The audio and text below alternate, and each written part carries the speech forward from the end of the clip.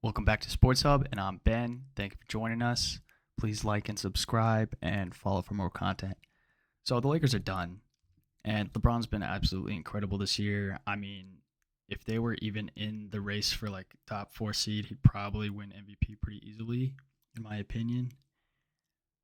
So, at age 37, LeBron's counting stats are 28.8 points per game, 8 rebounds, 6.2 assists, 1.5 steals, 1 block a game, and he's been pretty incredible. I mean, he carries the Lakers for stretches, but obviously their defense isn't good enough to withstand how bad their offense is. So it's kind of embarrassing for Lakers fans.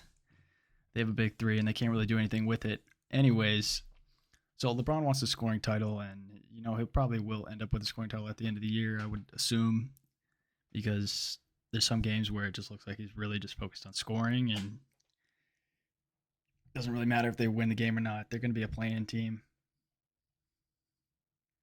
So with AD always hurt, you can always hope that once the playoffs roll around, they can get a decent matchup in the play-in and have Braun and AD, and just hope that still works the championship magic. But I mean, you also have Russ, but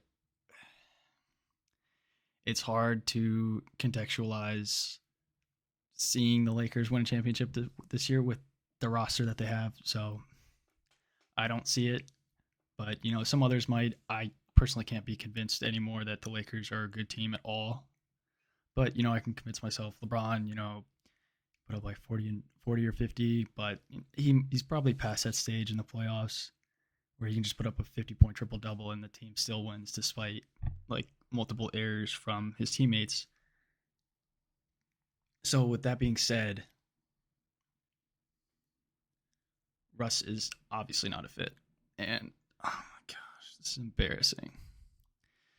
Russ's stats right now are 18.1 points per game, 43.3 field goal percentage. That's bad. 20, 28.4 3-point percentage. This is awful. Like, he shouldn't even be taking threes at that point. And 7.7 rebounds per game, 7.3 assists, 1 steal, zero point 0.3 blocks. So, I mean, those are decent stats for like a good player, but Russ is supposed to be a Hall of Famer and he's an MVP. And I've never been a fan of the way that Russ kind of approaches the game, it seems like if you saw the post-game press conference from the Clipper game last night with the Lakers, Russ wasn't really interested in answering questions about why he came there and like what the purpose of it all was. It just doesn't make a ton of sense, and especially if I'm seeing that from LeBron's eyes, I'm not loving the situation, and they probably should have moved him before the deadline. With that being said, I also wanted to include Russ's Wizards stats from last year, which are pretty incredible because last year he was pretty good.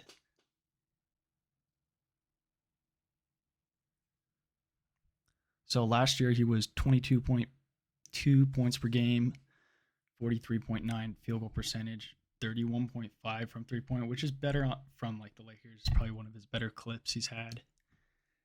And 11.5 rebounds, 11.7 assists.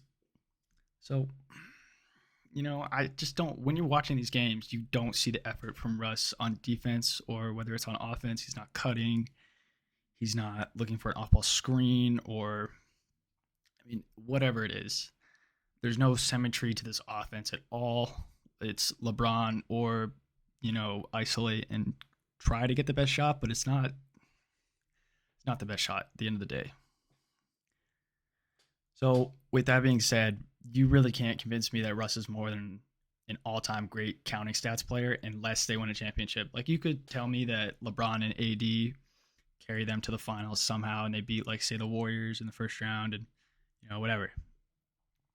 That's the only way you can convince me that Russ is not just a stats player. So, anyways, moving on.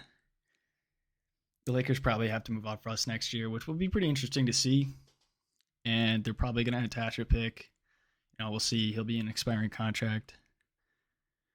I mean, Russ still has a chance to prove himself in the playoffs, but I don't particularly believe that that's going to happen. So, they'll probably move off Russ and they'll move they'll move him and find some other pieces to put around LeBron and AD. And if they're trying to contend next year, they probably can't pay Malik. You're not sure how long Melo is going to have left in the tank after that.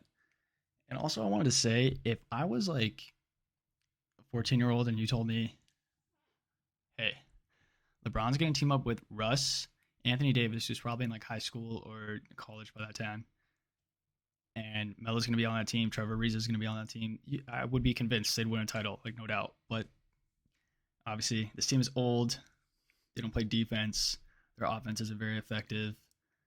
And they've missed AD for like most of the season, it feels like.